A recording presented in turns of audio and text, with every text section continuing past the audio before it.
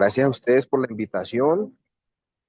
Para mí es muy importante poder estar con ustedes. Siempre digo que Colombia, cuando nos comparamos con el resto de países de la región, está bastante avanzado en este tema de enfermedades huérfanas, sobre todo porque tiene una normativa que nos respalda. Y todo esto se ha alcanzado gracias a los pacientes, a ese movimiento de pacientes, ese movimiento asociativo que hay.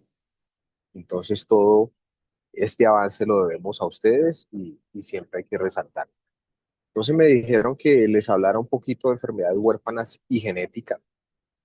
Entonces vamos a tratar de pues, explicar la relación, pero además entrar un poquito en algo que siempre me preguntan mucho y es la consejería genética. Entonces yo sé que esto lo conocen de memoria, lo voy a mencionar porque no lo podemos dejar de mencionar rápidamente. Y una enfermedad huérfana, que antes la llamábamos raras, son aquellas que por su baja frecuencia individual históricamente las hemos despreciado. Las hemos despreciado los clínicos porque no aprendemos de ellas, entonces no las sabemos diagnosticar. Los investigadores porque no investigamos en ellas, porque siempre cuando un investigador va a empezar un trabajo busca que haya un buen, es decir, gran número de pacientes y aquí pues no lo hay. La industria farmacéutica también, porque ¿qué quiere la industria? Darle, producir un medicamento que le pueda vender a mucha gente. Y en este caso, pues, sí. Y la sociedad en general, a lo largo de los años, le había dado la espalda a esta situación, pero eso afortunadamente ha venido cambiando en los últimos años gracias al movimiento asociativo de los pacientes. Con el tiempo nos hemos dado cuenta de que las enfermedades huérfanas son como 8.000. O sea que si las consideramos a todas juntas, el 7% de la población mundial tiene una huérfana y pensábamos que no tenían un impacto en salud pública, pero también nos hemos dado cuenta que causan el 35% de las muertes infantiles y el 10% de las muertes en niños de 2 a 15 años y afectan en general a personas de cualquier edad. Entonces sí tienen un impacto en salud pública. En Colombia se definen como aquellas crónicamente debilitantes graves que amenazan la vida con una prevalencia menor a 1 en 5.000. Y en el momento el listado nacional incluye 2.273 patologías. Desde la ley 1392 de 2010 en adelante ha salido un montón y sigue saliendo de normativa en el Estado colombiano que protege a estos pacientes, que si bien a veces no se cumple, sí sienta unas bases y nos permite acceder a los derechos a través de mecanismos como la tutela y otros, y eso es una gran fortaleza que tiene nuestro país en comparación con el resto de países. La ley 1392, muy importante, declaró que era de interés especial.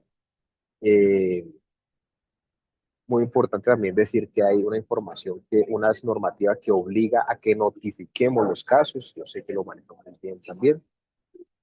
Y ahora sí, para entrar en genética, pues quiero empezar explicando esto que nosotros llamamos el dogma central de la biología. ¿Eso qué es? Que a partir del ADN, el ADN tiene las recetas para fabricar unos productos. Y esos productos son moléculas de ARN o moléculas de proteína. Entonces, en el ARN están los genes y ahí está la receta. Cómo la célula fabrica la proteína o hace, digamos, el plato de esa receta. Entonces, la célula coge ese ADN, le saca una fotocopia de ARN. Este ADN está en el núcleo, ya muy guardada en una caja fuerte.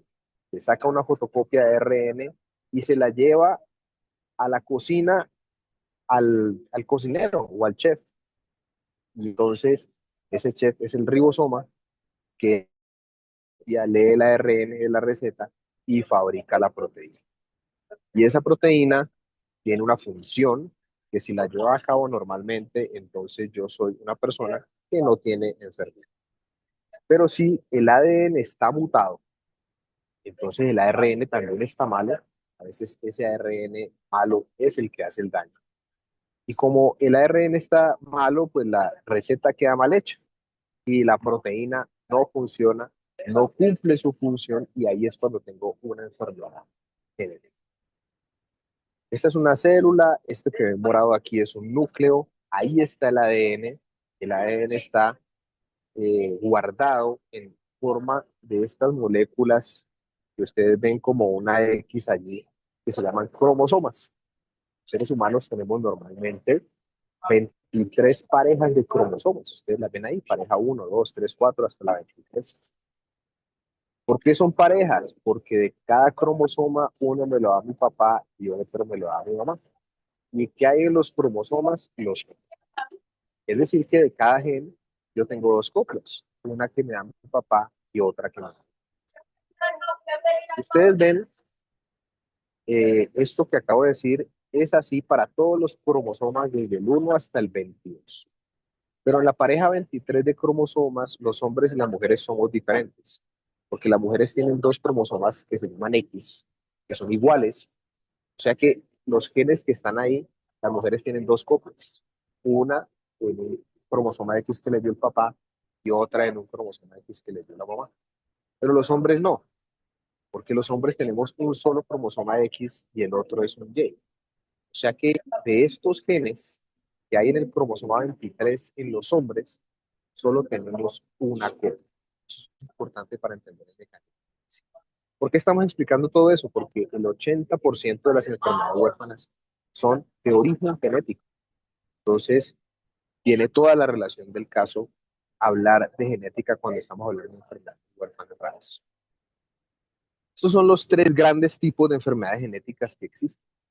Cuando está dañado un cromosoma o un pedazo grande de un cromosoma, por ejemplo, en, la, en el síndrome de Down, que no es una enfermedad huérfana, pero es una enfermedad genética, eh, miren que yo debería tener dos cromosomas 21, pues en el síndrome de Down tengo tres. Y ese exceso de información me produce enfermedad. Hay otra enfermedad que se llama síndrome de Turner, en donde los pacientes en los cromosomas sexuales tienen un solo X y no tienen el segundo cromosoma sexual, que puede ser un X o un Y, no lo tienen. Entonces, falta de información también me produce enfermedad. A veces me puede faltar un pedazo, no todo el cromosoma, sino un pedazo. Hay una enfermedad que se llama síndrome de George, en donde en un cromosoma 22 me falta un pedazo. Pero como son errores o daños grandes, ahí siempre hay varios genes que están de más o varios genes que están de menos. Y esas se llaman enfermedades cromosómicas. Las otras enfermedades se llaman monogénicas. Esas son causadas por un solo gen. Es decir, el defecto es más pequeñito. Está por acá metido en un cromosoma y es muy pequeñito porque está dentro de un gen. Estas enfermedades son las que en la mayoría de casos cumplen los patrones de herencia que conocemos. Estas son las que llamamos las hereditarias.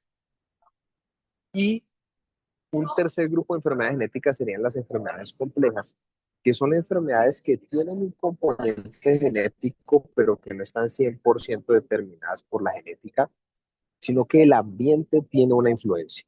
Por ejemplo, pensemos en la obesidad. Si uno piensa en obesidad, en una familia donde hay una persona obesa, hay varios otros que pueden tener obesidad. O sea, hay una agregación familiar.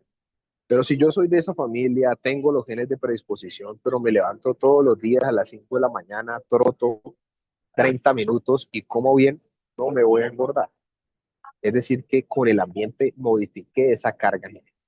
Esos son los tres grandes tipos de enfermedades genéticas. Antes los genetistas nos dedicábamos solo a estas, a las cromosómicas y a las monogénicas, pero ahora cada vez más estamos entrando en estas, que son las enfermedades complejas. Entonces, como ven, hay varios tipos de, digamos, de defectos en el material genético y cada tipo de mutación se busca con exámenes diferentes.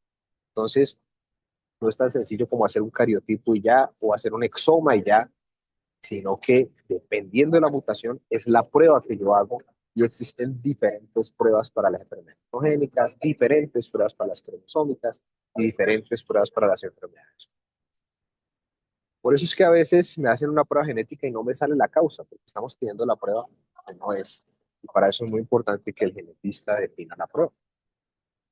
Bueno, entonces estas que son las monogénicas causadas por un solo gen. Esas cumplen los patrones de herencia que descubrió, que describió Mendel hace muchos años. Entonces, voy a hablar un poquito de esas herencias. Cuando uno va a hablar de herencia mendeliana, hay dos cosas que tengo que definir. Si la enfermedad es ausómica o es de los cromosomas sexuales, ¿eso qué es? Es muy sencillo. Resulta que los cromosomas que les mostré ahora, que van del 1 al 23, los del 1 al 22 se llaman autosomas y la pareja 23 se llaman cromosomas sexuales. Entonces, cuando yo tengo una enfermedad genética causada por un solo gen y el gen está en algún cromosoma del 1 al 22, esa enfermedad se llama autosoma. Si la enfermedad está en los cromosomas sexuales, pues esa enfermedad se llamará no es autosómica, sino que es ligada al X, si está en el cromosoma X el gen, o al Y, si está en el cromosoma Y el gen. Casi no se habla de herencia ligada al Y porque hay poquitas enfermedades asociadas al cromosoma Y. Entonces, ¿qué es una enfermedad de herencia autosómica recesiva? Pues autosómica, ya saben, el gen que la causa está en algún cromosoma del 1 al 22. ¿Y recesiva qué es? Yo les conté ahora que que de todos los genes yo tengo dos copias. Una me la da mi papá, otra me la da mi mamá.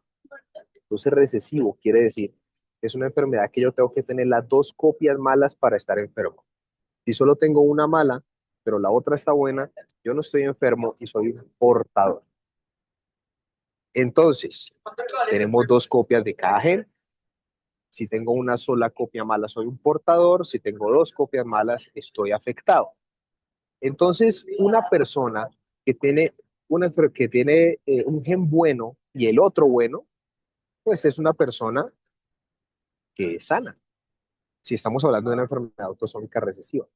Si tiene un gen bueno y el otro está malo, es un portador. Y si tiene los dos genes malos, ahí sí está enfermo.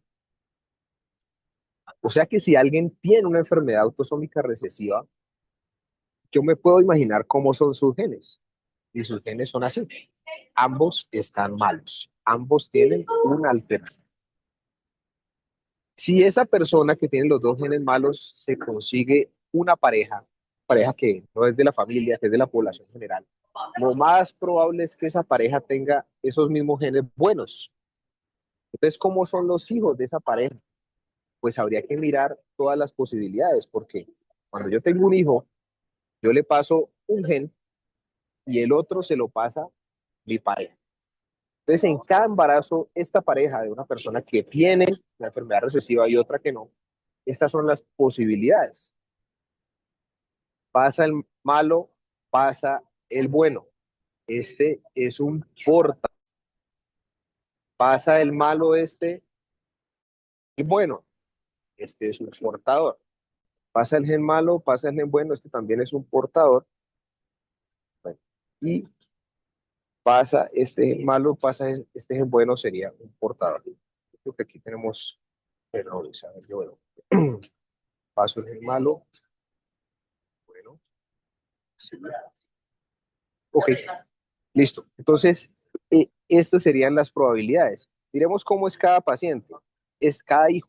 Si este hijo que tuvo un gen malo y un gen bueno es un portador.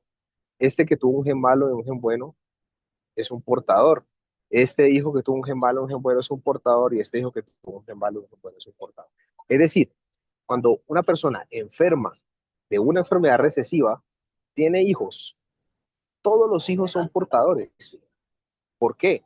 Porque él no tiene copia buena para pasar. Todas sus copias son malas. Y el otro, si la pareja es sana, tiene solo copias buenas. Entonces todos los hijos son portadores. Entonces, esta pareja, todos sus hijos serán portadores de la enfermedad. Y así podríamos analizar, digamos, cada tipo de emparejamiento. Ahora pensemos que esa persona que tiene la enfermedad, pues es hija de unos padres Entonces, ¿cómo podrían ser sus padres? Sus padres, lo más usual es que sean así. El papá tenía un gen bueno y uno malo, o sea que era un portador, y la mamá también, un gen bueno y otro malo, o sea que era un portador. Entonces, ¿por qué él salió afectado? Porque ambos le heredaron la copia mala. Pero ¿cómo es el resto de posibilidades de esa misma pareja, de los papás del enfermo? Pues habría que analizar. Entonces, por ejemplo, puede ser que pasa el papá el gen bueno y la mamá el malo, o el papá pasa el bueno y la mamá pasa este otro bueno, o el papá pasa este malo y la mamá un gen mal, este gen malo también, el papá el malo y el papá el bueno. Entonces, todas estas son las posibilidades. Y aquí, ¿qué tenemos? Que esta pareja, cada que tiene un embarazo, puede tener hijos así, que son portadores, o así, que son sanos, ni siquiera portadores, o así, que es un hijo enfermo, o así, que es un hijo portador. Entonces, y esta probabilidad juega en cada embarazo. Es decir, que en cada embarazo es un dado de cuatro caras, en donde una cara me sale sano absolutamente, una cara es que me sale enfermo el hijo y dos caras es que me sale portado. Pero yo puedo tirar ese dado cuatro veces y las cuatro veces me cae en la misma cara, ¿sí? Hay algo que nosotros en genética usamos mucho y es el árbol genealógico, el heredograma. Entonces, cuando vemos heredogramas como este, donde hay poquitos afectados en la familia, y si hay más de uno son hermanos, ahí pensamos en que puede ser una enfermedad recesiva. También es muy típico de la enfermedad recesiva que hay un solo afectado y es hijo de padres que son familiares. Por ejemplo, padres que son primos, se llama padres consanguíneos. Entonces, hasta ahí la enfermedad recesiva. Ahora pasamos a la enfermedad autosómica dominante. Entonces, ¿qué es la enfermedad autosómica dominante?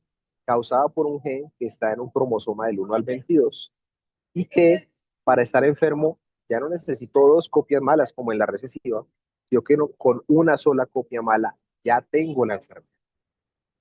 Entonces, recordemos, tenemos dos copias de cada gen, pero en esta enfermedad, en estas dominantes, con una sola copia mala, ya estoy enfermo. Entonces, ¿cómo estaría una persona que tiene gen bueno, gen bueno? Sano. Una persona que tiene gen bueno y un gen malo está enfermo. Y una persona que tiene los dos genes malos está más enfermo, más afectado. Si con una copia estoy enfermo, pues imagínese con dos malas. Si alguien tiene una enfermedad autosómica dominante, entonces yo me puedo imaginar cómo son sus genes. Y sus genes, lo más probable es que sea un gen está bueno y el otro está mal.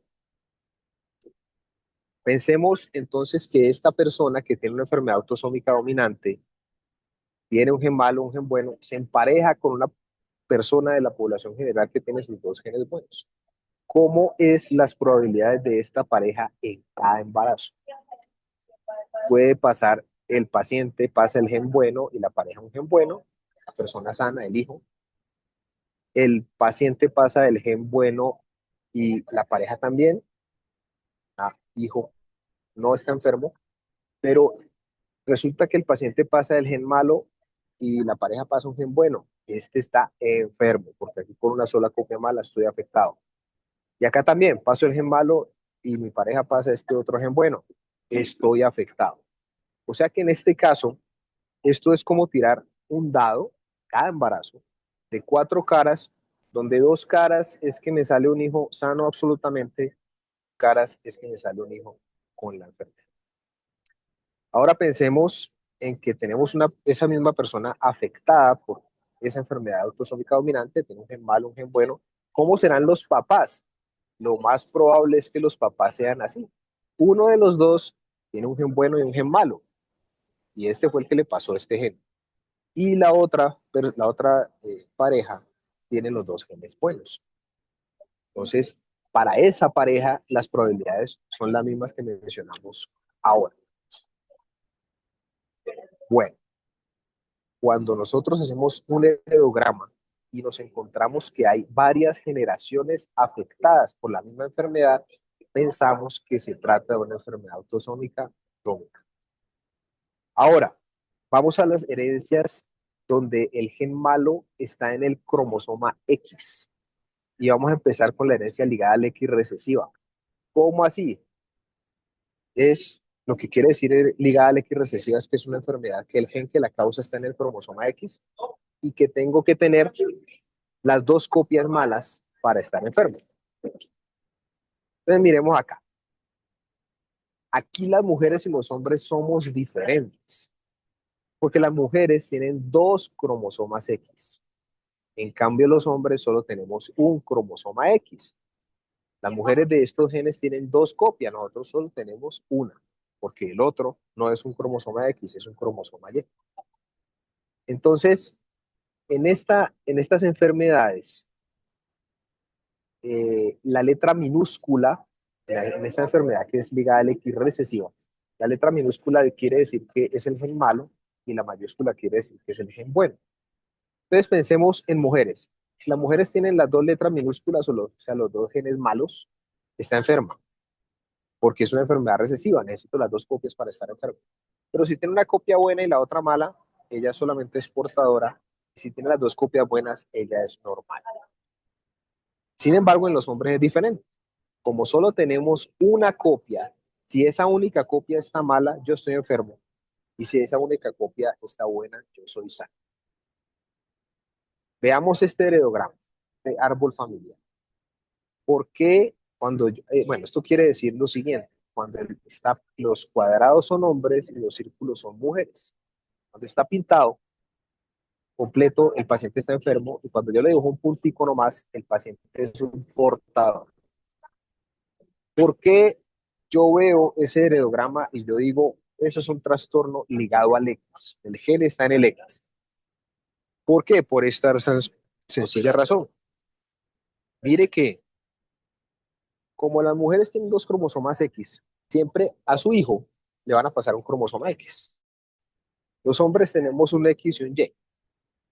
Si yo paso el cromosoma X, ese hijo va a ser una niña, que la mamá pasa una X y yo también. Pero si yo paso el cromosoma Y, ese va a ser un hijo varón. Es decir, el hombre es quien define el sexo del hijo, porque la mujer siempre pasa un cromosoma X y el hombre puede pasar un X, caso será una niña, o un Y, caso será un varón. O sea que yo, como papá, nunca le puedo pasar a un hijo varón mi cromosoma X, porque si no, no sería varón. Para que sea varón le tengo que pasar el cromosoma Y. Es decir, que si yo, papá, tengo mi cromosoma X malo con una mutación, nunca le voy a pasar esa mutación a un hijo varón. Y eso es lo que uno observa aquí en el heredograma. Mire que observo papá enfermo y todos los hijos varones son sanos. Ahora, ¿cómo me doy cuenta que es una enfermedad ligada al X recesiva? Ahí tengo que mirar es la mujer, las hijas mujeres de ese papá afectado. Como yo soy el papá, tengo una sola X y tengo mala ese cromosoma X, tengo un gen malo allí. Si yo voy a tener una hija, tengo que pasar ese cromosoma X, que es el único que tengo. Entonces todas mis hijas van a tener la mutación. Pero no están enfermas, son portadoras, porque solo tienen una copia mala y para estar enferma tienen que tener dos. Es decir, que para mirarse una enfermedad ligada al X, lo que nosotros miramos es si nunca se la pasa un papá al hijo varón, está en el cromosoma X. Y si todas las hijas de ese papá enfermo son portadoras, es una enfermedad ligada al X recesivo. Ahora, hay enfermedad ligada al X dominante también. Entonces, volvamos, recordemos, las mujeres tienen dos cromosomas X, los hombres tenemos X y Y. Aquí cambia porque la letra minúscula ahora es buena, es la copia buena, en bueno, y la mayúscula es la mala. Entonces, ¿cómo es para una enfermedad ligada al X dominante? Que recordemos que es el gen que la causa está en el cromosoma X y con una sola copia mala que tengo ya estoy enfermo. Entonces, una mujer que tiene las dos copias buenas, porque aquí la minúscula es buena, normal, una mujer que tiene una copia mala y la otra buena, está afectada porque es dominante. Una mujer que tiene las dos copias malas está más afectada. Entonces, si la única copia que tenemos está buena, soy mal, pero si la única copia que tenemos está mala, soy afectado. Yo veo este heredograma y yo digo, ¿por qué sé que esto es de una enfermedad ligada al X dominante? Entonces, lo primero que miramos es, a ver, ¿el varón afectado le pasa la enfermedad a los hijos? No, no. Entonces yo digo, ese gen está en el X. Entonces ahora para comprobarlo y para mirar si es recesiva o dominante, miremos las hijas de ese varón afectado. Y él, como solo tiene una X, le va a pasar esa X a todas sus hijas. Y mire que todas sus hijas son enfermas. Acá también. Entonces, la mamá pasó una X buena, el papá pasó una X malo y la niña está enferma. Las niñas, todas. Quiere decir que es dominante la enfermedad. Entonces, eso es un poquito la explicación de la herencia mendeliana. Tal vez entenderlo de primerazo puede ser un poco complicado, pero si uno tiene una enfermedad y ya le dijeron el tipo de herencia, pues puede entender un poco más aquí la situación. ¿Por qué es importante tener saber cuál es el gen afectado? Porque cuando yo identifico el gen que está malo, yo lo puedo buscar en mis familiares y puedo mirar el riesgo de mis familiares de que también tengan hijos con la enfermedad o que tienen la enfermedad y todavía no se les ha manifestado y entonces pueden tomar medidas, las medidas preventivas. Y estas enfermedades tienen tratamiento. De hecho, las vemos como muy complejas a veces, pero resulta que las enfermedades genéticas, si lo pensamos bien, son fáciles de diseñar tratamiento, porque es un solo gen el que está malo, por lo menos en las enfermedades causadas por un solo gen. Y entonces, si yo identifico cuál es el gen, pues, que está dañado, pues entonces yo ya sé cómo es todo el mecanismo de producción de la enfermedad. Yo sé que hay un gen malo que produce un ARN malo, que produce una proteína mala, una función que no se cumple. Entonces, hay posibilidades de desarrollar tratamientos a todos los niveles. Por ejemplo, yo puedo modificar el genotipo. Si el paciente tiene un gen malo que no le funciona, yo le puedo meter ese gen. Antes, ¿cómo lo hacíamos? Con trasplantes, por ejemplo, hepáticos o de médula ósea, que son muy riesgosos. Pero hoy en día existen mecanismos para ir, cojo, le saco células a ese paciente, le hago un cambio del gen que está malo y vuelvo y le pongo sus células al paciente. Entonces hay varios mecanismos allí para hacerlo. Por ejemplo, los mecanismos de edición genética o de inserción de algunos genes. Pero yo también puedo diseñar tratamientos aquí en el paso de ADN a ARN. Ahí yo puedo, por ejemplo, a veces lo que hace daño es que se produzca el ARN, entonces yo puedo evitar que se produzca el ARN. Eh, yo puedo hacer que se salte una mutación, que sea ignorada. A nivel del ARN, que es la copia que saco del ADN, yo puedo degradar ese ARN. Yo puedo hacer también que el ribosoma que lee el ARN para producir la proteína se salte una mutación o la malinterprete. Si el paciente le falta esta proteína, yo puedo reemplazarle esa proteína, le pongo la proteína, que esas son las terapias de reemplazo enzimático, que es de las que más se utilizan hoy en día para este tipo de enfermedades. Y yo puedo compensar el metabolismo del paciente. Por ejemplo, es que el paciente tiene fenilcetonuria, entonces no puede degradar la fenilalanina de la dieta, pues entonces le doy una dieta sin fenilalanina. Y pues ya están las intervenciones tradicionales que existen desde hace mucho tiempo, que ya son hacer cirugías y la rehabilitación. Siempre me gusta decir aquí que cuando hay una enfermedad genética no solo está enfermo el paciente, sino toda la familia, porque esto altera toda la dinámica familiar. Hay otras personas en riesgo, hay un cuidador que no puede producir económicamente porque está dedicado a cuidar al paciente. Entonces hay una cantidad de intervenciones que se pueden hacer.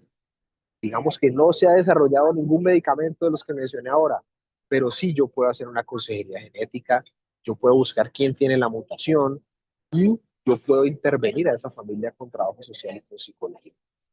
Entonces, como mensaje final, lo que quiero decir es que no debemos continuar despreciando las enfermedades huérfanas raras, sino que debemos, del personal de salud, prepararnos para reconocerlas y diagnosticarlas. No debemos satanizar los medicamentos huérfanos, y esto lo digo como sistema de salud, como medicamentos que llegaron a quebrar el sistema porque son muy caros, sino que debemos entender que estos medicamentos son la respuesta a una necesidad de una población que habíamos ignorado por mucho tiempo, que por fin llegan estos medicamentos. Entonces también tenemos derecho a que en nuestro país podamos acceder a esos medicamentos de última tecnología. Y finalmente, no debemos asumir que ante las enfermedades genéticas no hay nada que hacer. Siempre hay algo que hacer. Algunas ya tienen medicamento y las que no tienen medicamento, pues el diagnóstico, la identificación del gen y el abordaje ya es una terapia o es parte de la terapia que los pacientes pueden recibir.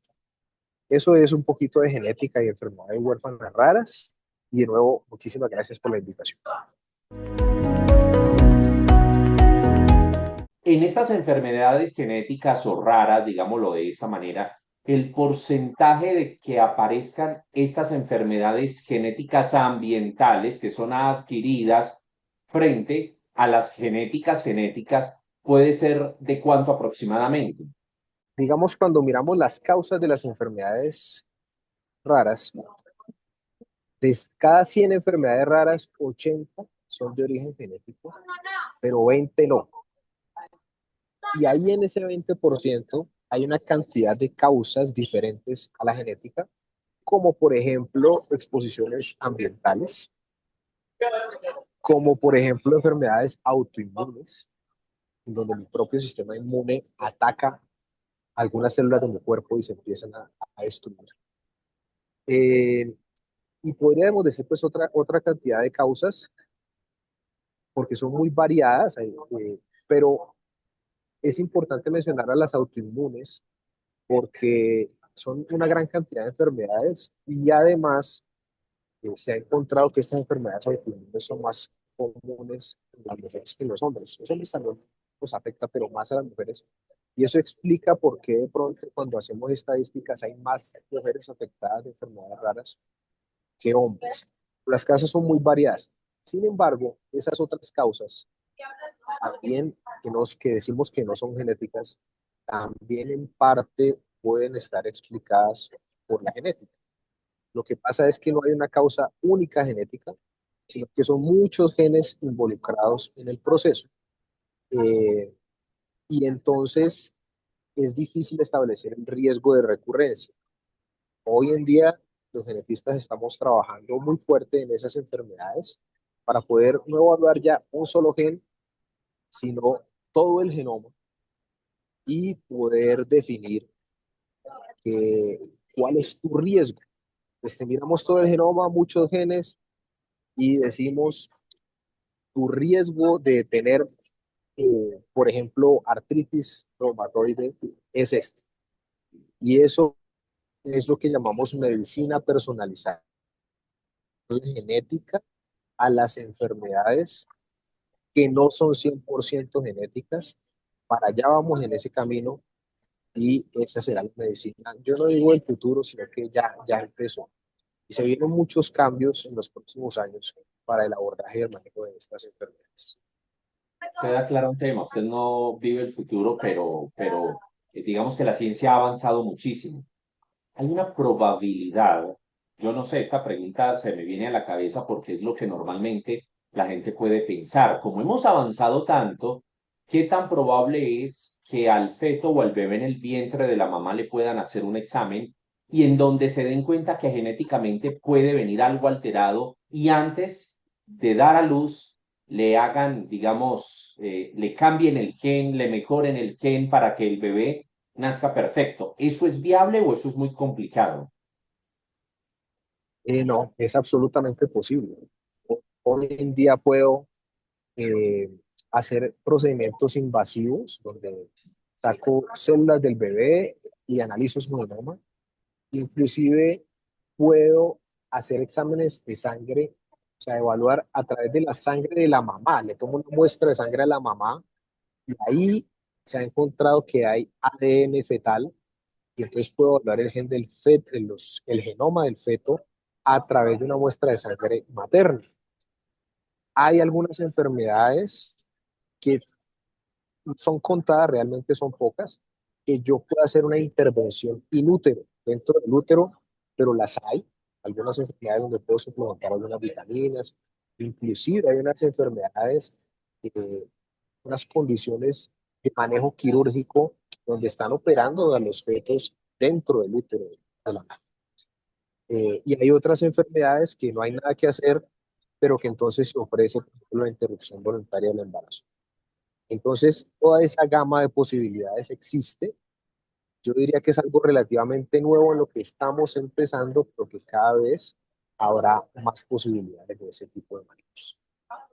Y genéticamente, última pregunta por el tiempo, doctor. ¿Cuántas enfermedades se logran detectar genéticamente en las primeras horas de nacimiento del bebé en Colombia? Porque tengo entendido que en Colombia hay 2.247, 2.250 enfermedades huérfanas registradas según datos del ministerio, pero a nivel mundial pueden ser 6, 7 mil enfermedades. De estas 2.250, un poco más, un poco menos, ¿cuántas tienen tratamiento y cuántas se pueden hoy diagnosticar en las primeras horas de vida? La gran mayoría de enfermedades huérfanas no tienen un tratamiento. Solo una pequeña proporción tiene tratamiento porque apenas hace algunos años se ha venido investigando en estas enfermedades y desarrollando medicamentos. Eh, Hay que también aclarar que no para todas vale la pena hacer un diagnóstico eh, inmediatamente el paciente nace en lo que llamamos tamizaje neonatal. Porque ¿qué es el tamizaje neonatal? Eh, es hacer unas pruebas de unas enfermedades donde el paciente aparentemente está sano, pero cuando haga la primera manifestación de la enfermedad ya puede quedar con una secuela muy grave, pero además la enfermedad tiene tratamiento que evita esa secuela. Porque si un paciente ya nace y se ve que está enfermo, no estoy tamizando, estoy diagnosticando un paciente que ya tiene síntomas. Si yo diagnostico una enfermedad muy grave que va, que va a manifestarse dentro de 5 meses, pero no hay nada que hacer y el paciente ya nació, pues no tiene mucho sentido. Entonces, estas enfermedades se definen por una serie de criterios y entre ellos es, el paciente nace, se ve sano aparentemente, pero si yo lo diagnostico antes de que se manifieste, hay un tratamiento que evita esas secuelas. Hay varias enfermedades que pueden tamizarse y que cumplen esas condiciones. Sin embargo, en Colombia eh, solamente teníamos el hipotiroidismo congénito hasta hace un tiempo. La ley 1980 de 2019 eh, dijo que teníamos que tamizar otras patologías y las resoluciones que nos indican cómo apenas acabaron de salir. Hemos estado todo el equipo de genetistas muy pendientes de esto y ya por fin salieron. Entonces, ¿cuáles son? Enfermedades auditivas, enfermedades visuales, el hipotiroidismo congénito, una enfermedad que se llama fenilcetonuria, otra que se llama hiperplasia suprarrenal congénita, déficit de biotinidasa, galactosemia, eh, hemoglobinopatías, enfermedades de la hemoglobina. Se me puede escapar alguna persona alrededor de 7 cuando ya las cuento todas. De esas, yo diagnostico, porque la visual es con un examen visual, la auditiva con un examen auditivo, y el resto las diagnostico con una gota de sangre en un papel. De esas, que las llamamos las metabólicas, solo una no es huérfana, que es el hipotiroidismo, y todas las demás son enfermedades huérfanas que vamos a poder detectar desde el nacimiento si pues ponemos en práctica el tamizaje natal como la ley. Perfecto. Pues doctor Julián, muchísimas gracias. Un abrazo, gratitud inmensa desde la Fundación Colombiana para Enfermedades Huérfanas por su tiempo y por la claridad en el concepto. Que tenga un buen viaje. Bueno, muchísimas gracias. De parte mía, de parte de la Asociación Colombiana de Genética Humana, saben que siempre pueden contar con nosotros para este tipo de actividades y es con mucho gusto.